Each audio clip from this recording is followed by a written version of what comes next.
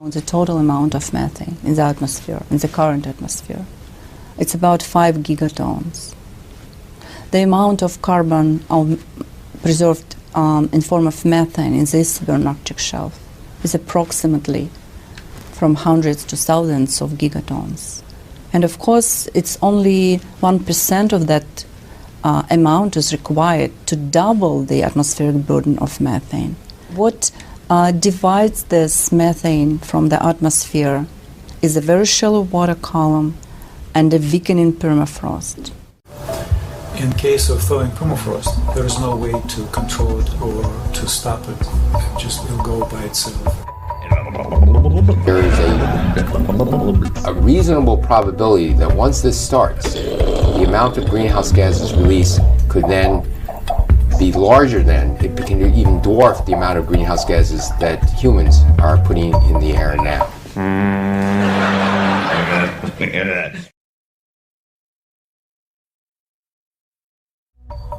Dr. Anton Vax of Oxford University has published a new paper which sharpens the focus on when exactly the tipping point for permafrost melt might begin to manifest. The message of your research for us is that somewhere around 1.5 degrees C above pre-industrial temperatures globally, yes, that is when we would see continuous permafrost areas begin to melt. Yes. So we probably managed to put a finger on a threshold when exactly the continuous permafrost starts to melt. So this what it says, that this is probably the tipping point, the 1.5 degree warming. So this is NASA data. So we were almost a degree warmer overall in the planet in 2016 relative to 1951 to 1980 average. Okay, we have to convert this average, 1951 to 1980, and compare that to the 1880 to 1910 average. The difference is 0.3 degrees Celsius. The 1880 to 1910 average relative to 1750, as I said in the last slide, is 0.15 degrees Celsius. So the conclusion, 2016 is higher than the pre-industrial by 0.99 plus 0.3 plus 0.15, giving you 1.44 degrees Celsius. That's the number that you compare to the 1.5 degree aspiration and the 2 degree upper limit. So we're getting there. We're very, very close to there. Don't be confused by this number. The baseline is key. In the fourth assessment report, they mentioned the permafrost as a potential problem in Siberia. No studies in. Now the studies are coming in, and we're terrified because Siberia is all covered with frost. Under the frost is a time bomb. It's all the carbon deposits from the pre-ice age, because that was a teeming grassland full of animal and plant life. And when the climate tips, it tips very quickly in a few years. It tipped way back when, and all that carbon was captured under the ice. The ice is melting across Siberia. Carbon is coming up as CO2, and on the lake beds, it's coming up methane, which is 23 times more potent. And there's more carbon underneath there than all the tropical rainforest. It's all going up into the atmosphere. It is a ticking time bomb. That spent CO2 is entropy, and the methane, and the nitrous oxide. It is much worse than the public is being told. I've never seen a moment like this in history. There is no moment like this.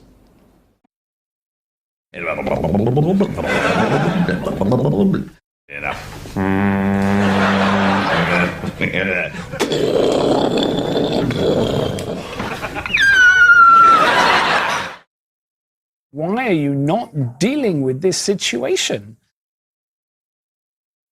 Very unstable. What John Latham and Stephen Salter propose to do is use a fleet of futuristic cloud seeding yachts which atomize seawater and then spray this fine vapor into the clouds, making them denser and more reflective. If we can exceed the clouds on a global scale, the effect can be a major cooling that should compensate for global warming. If we can limit our emissions, our CO2 and greenhouse gas emissions, then the permafrost region will release less carbon to the atmosphere. And that's going to kind of hopefully stabilize things. But that's our choice. Reflect. More solar energy back out to space. And I'm hoping that this might at last get us a bit of money.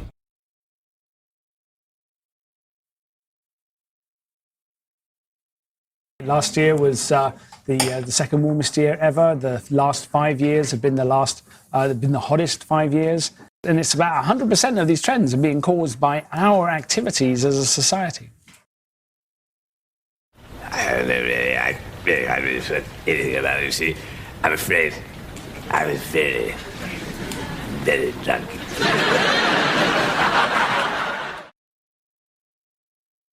The wobbles in the Earth's orbit, the volcanoes, the sun, and we've looked at all of those things, and they don't add up to what we're seeing.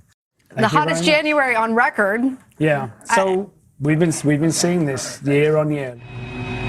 Ask yourself only, what are the facts and what is the truth that the facts bear out? Never let yourself be diverted either by what you would wish to believe or by what you think could have beneficent social effects if it were believed.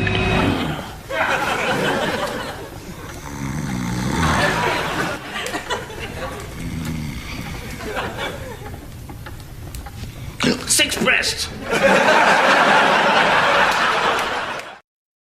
The increases in greenhouse gases, the increases in air pollution, the deforestation that is ongoing in the tropics, all of these things add up to what we're seeing. So what we need to do is we need to begin to move from geopolitics, that's Copenhagen, to biosphere politics after Copenhagen. Geopolitics is everyone's coming to Copenhagen and fighting each other, competing in that old idea that human nature is self-interest, it's me against you, it's win-lose. Geopolitics, post-Westphalia, it's going to fail. Because the reality is we're in one biosphere. We're all interdependent and connected. We all depend on each other for our survival. It is all serves like one big organism, the biosphere. In other words, you don't have to rely on far-off geopolitical powers. You can leap ahead and create your own energy locally, put your microgrids together, and leapfrog into this. So the buildings, interesting enough, are the problem. They're also the solution. A third of the energy used in the world is buildings, and they're commit a third of the CO2. They're the number one cause of climate change. By the way, while we're on this, the number 3 cause of climate change is worldwide transport. Does anyone know what the number 2 cause of climate change is? We never talk about it. The number 2 cause is meat production, especially beef. Beef production and consumption is now, our scientists tell us, the number 2 cause of climate change. Because we have 1.3 billion cows out there. The methane release is enormous, and the nitrous oxide from the fertilizers, and the CO2 from the processing. What's interesting to me is not one world leader in 192 countries has made one sentence statement on the number 2 cause of climate change. Everything is based on fossil fuels.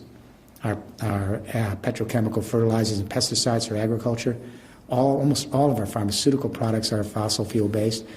Virtually all of our clothes, our power, transport, heat and light, all of our construction materials. The entire civilization was built off the carbon composites of the Jurassic Age. Models predict night warms up more than day because of a variety of factors. Did that happen? Yes. It has been over 50 years since climate scientists formally warned a U.S. president of the dangers of climate change. We have known that humans are affecting the climate of this planet since the late 1800s. Science tells us that the climate is changing, and then human activity in some manner impacts that change. The ability to measure with precision the degree and extent of that impact and what to do about it are subject to continuing debate and dialogue. Some people say, well, there's something else going on. And I say, what's the prediction you make? Oh, I don't know, it's random. Now, that's not what we call a scientific theory. If you say, well, it's something else and I don't know what it is, my answer is something else that just happens by accident to perfectly match the carbon dioxide increase. Are you serious?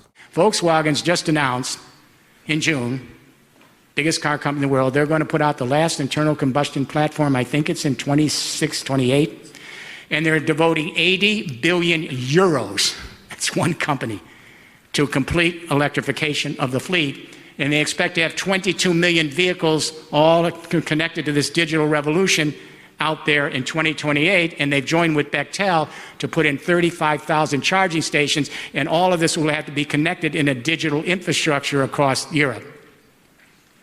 We consume 93 million barrels of oil a day in the world. 2/3 of it goes to transport. 2028, 29, it's going to be over. In the last year, millions of Gen Zs walked out of their classroom in 130 nations, joined by their older brothers and sisters who are in office as millennials. They walked out in 130 nations, millions of them, and this was the first planetary revolt of 2 generations crossing all borders in all of history. This is the first time... The world's children are striking. You know, I think there's an emergency that we are, it's a race against time, and one in which we are losing. Has started to see themselves as an endangered species. This is biosphere consciousness. This gives me some guarded hope. But here's what I say to those young people. Keep the protests up in the streets, and you keep that pressure up nonviolent, but that's not all you're going to do. You have to now get engaged in the political life of this planet tomorrow morning. AOC, the young congresswoman, the youngest one in congressional history, 28. The new Prime Minister of Finland, she's 35. The measures that we must take to tackle climate change. Today, to push out the older generation that's in political office, push out the parties if you have to. It's not that they're of ill will. They can't handle this. It's not on their watch. And when young people come to their city council, their mayor, the president of the region, and they say, we have a emergency, climate emergency, we want a Green New Deal, you know what answer they get? We agree with you. It's a priority. It's one of our key priorities. And then the young people say, it's one of our key priorities. Can you tell me what are the other priorities you're balancing this against when we're in extinction?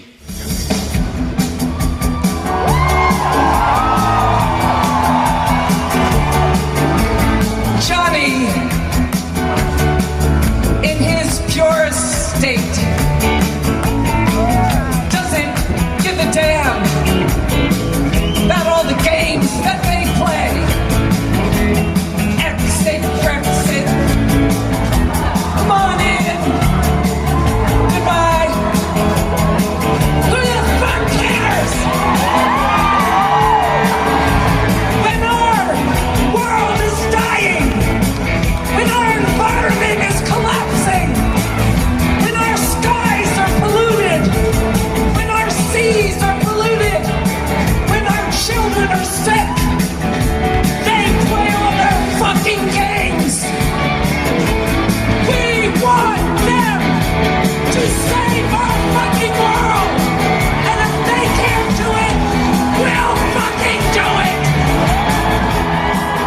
Tell us, what are the other priorities? All the other priorities fold in to making a paradigm shift in our economy and society. They got to sweep them out. They got to change the parties. We have to move to peer governance. We want them to save our fucking world, and if they can't do it, we'll fucking do it.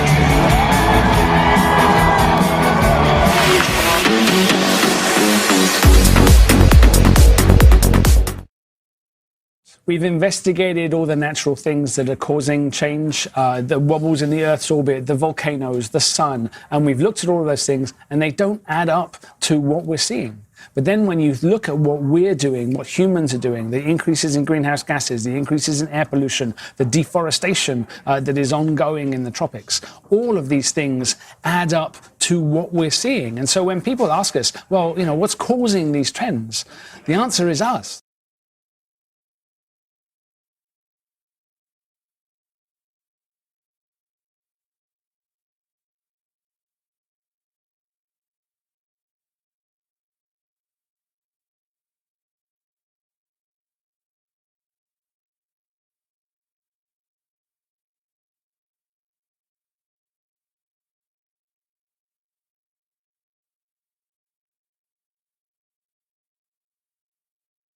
I don't believe that there's anybody in this world that can deny science, undeniable science and facts.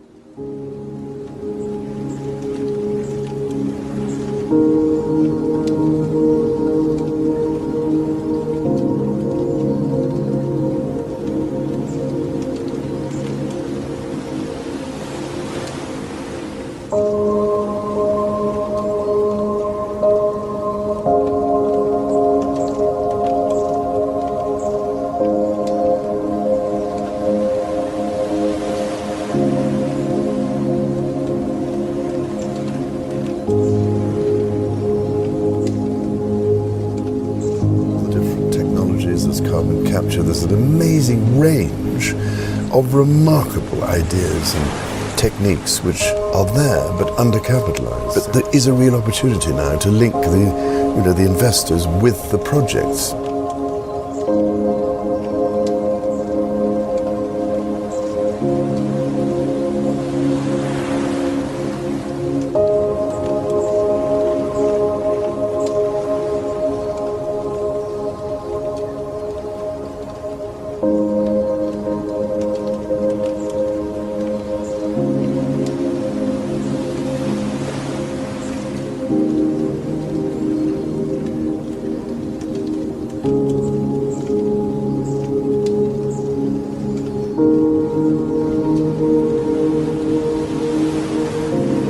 Unity at the basis of mind and matter is consciousness, universal consciousness. So with that deep understanding that consciousness isn't created by the brain, it's not purely an outcome of molecular chemical processes in the brain, but is fundamental in nature. It's the very core of nature. We call it the unified field. And what we've discovered at the core basis of the universe, the foundation of the universe, is a single universal field of intelligence, a field which unites gravity with electromagnetism, light, with radioactivity, with the nuclear force, so that all the forces of nature and all the so-called particles of nature, quarks, leptons, protons, neutrons, are now understood to be one. They're all just different ripples on a single ocean of existence. That's called the unified field or superstring field, and it's a mathematical tour de force. But we have realized Einstein's dream. He dedicated half of his life to discovering this unified field, and now in the context of the superstring, that has been achieved. So unified field theories based on the superstring identify a single universal field of intelligence, an ocean of existence, at the basis of everything, mind and matter. And all the so-called particles of the universe, the forces in our universe, everything in the universe are just ripples on that ocean of existence. That's the unified field. And that field is a non-material field. It is ultimately the field of consciousness. And all our separate consciousness, wherever there's consciousness, is merely consciousness by virtue of the fact that my consciousness, your consciousness, are ultimately that. Everything in the universe is really nothing but that. Planets, trees, people, animals, we're all just waves of vibration of this underlying unified superstring field. We are really united at our core. And ultimately the understanding that's emerging will be that there is only one consciousness in this room. And it is you. And it is me. And it is each and every one of us. We individualize our consciousness through the filter of our nervous system. But the consciousness itself, our very inner subjectivity, the self in the big sense, that is universal. And knowing that, knowing it through experience, is called enlightenment, and has been called enlightenment through the ages. It's difficult instinctively to grasp that we're not really living in a dead universe, that the universe is overwhelmingly conscious at its basis. See, what we have seen and studied for 300 years of classical physics is what we call billiard ball mechanics, macroscopic physics, classical physics, the physics of billiard balls, cannonballs, and planets. But quantum mechanics, even at the molecular level, let alone atomic, nuclear, subnuclear, in the realm of quantum mechanics, the idea of particle is replaced by the idea of wave function. And what is a wave function? Technically, it's a vector in a linear space. But what's a vector in a linear space? What's it made of? What's the substance of nature? Well, a wave function, a vector in a linear space, is made of the same stuff thoughts are made of. We're really living in a thought universe, a conceptual universe. Quantum mechanics is just the play and display of potentiality. So the point I'm making is the deeper you go in the structure of natural law, the less material, the less inert, the less dead the universe is, the more alive, the more conscious the universe becomes.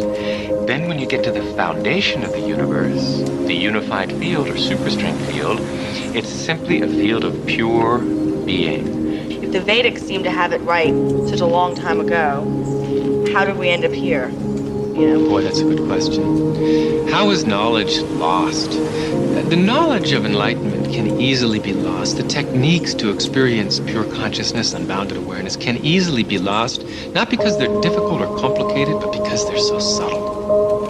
Very interesting. In order to transcend, to experience unbounded awareness, consciousness has to settle down completely.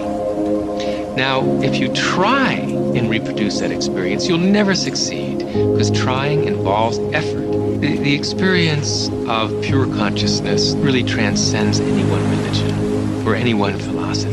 It's as scientific as it is religious. It is, after all, a state of functioning of the brain, maximally expanded comprehension.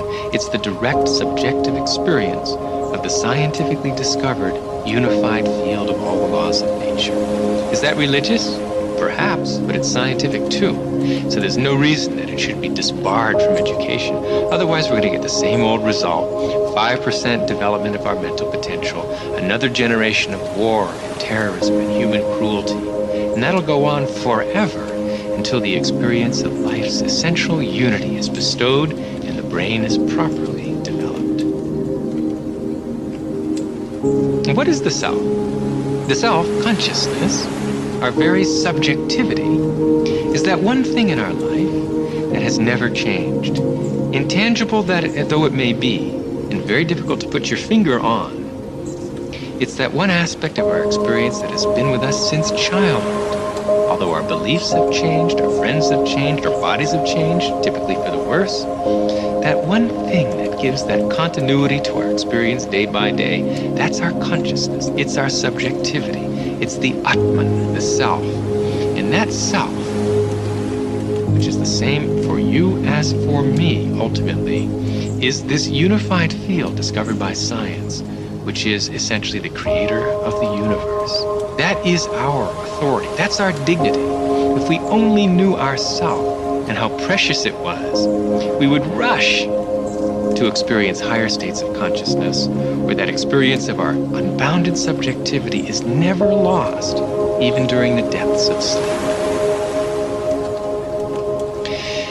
There are different truths because our universe is hierarchically structured in layers. The atomic has its own truth.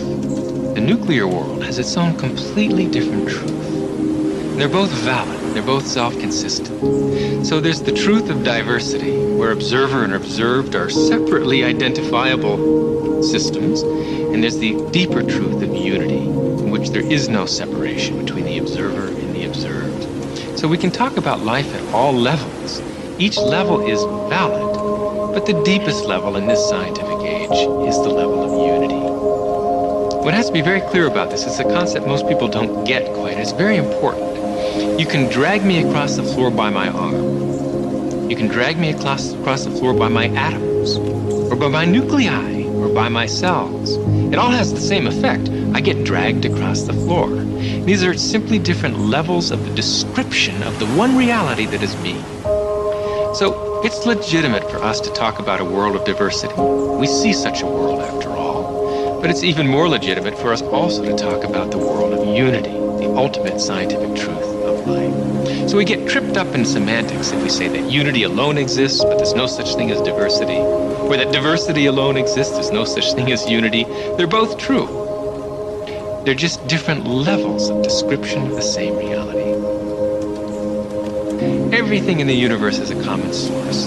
So if we look at things at the deepest possible level, we ultimately discover one unified universal reality, of which you're a wave, of which I am a wave. We're all just the different vibrational frequencies, the natural reverberant frequencies of this one universal unified field. Our whole universe is just a symphony. The various, harmonics and fundamentals and overtones of one universal field, one universal ocean of consciousness in motion. So let me ask this. I'm just trying to understand all this stuff. So does that place come from the Planck scale or something? Yes. Wow, really? Yes. I totally understand it for the first time. Oh my God, I'm so excited. The Planck scale is that small, small distance scale, 10 million times smaller than the atomic nucleus, where all the forces come together, where all the particles come together as one, where you and I come together as one reality, where distance, where causality no longer exists, and there's one unified, indivisible wholeness, which is the unity of consciousness, the unified field of all the laws of nature. It's very deep to me. It's like your DNA. Let's raise our glass up to all the things I've lost on you. Performing is it's literally like walking on the edge of a knife or something. It's like at once powerful and weak at the same time. One of the biggest things is like getting myself ready and present to just be there, but to be thinking, like it's like a weird thing. It's like kind of keeping that like kind of buoyant feeling, like the anything could happen feeling, but I gotta hit all these marks. Like I really want to like do everything that's like necessary and keep like the balloon in the air. So I think about that, but I try not to like fixate on it, you know? I just try to keep myself like kind of floating. Like you were there last night, it was like, I couldn't explain that really. Strange, and it ain't never, gonna change. That's when I go to a show and I love it. I'm just like, there's no way to describe what just happened. It's very personal. You get to like see that and participate in it. And nobody else gets this. It's like a memory of yours forever. It's just nice to feel that we went through something together in a way.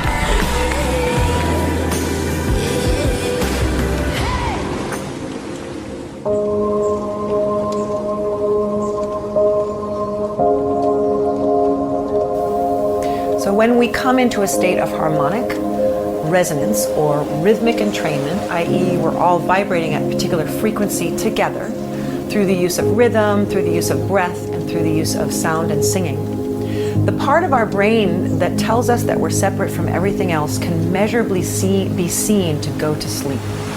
That means that when we enter into these states together, we are literally having an experience of oneness.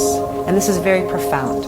When we breathe together, when we move together, when we sing together, when we harmonize together, i.e. come into a state of musical harmony, we're able to have this experience of oneness. And then we can connect with the vibrating web of all life.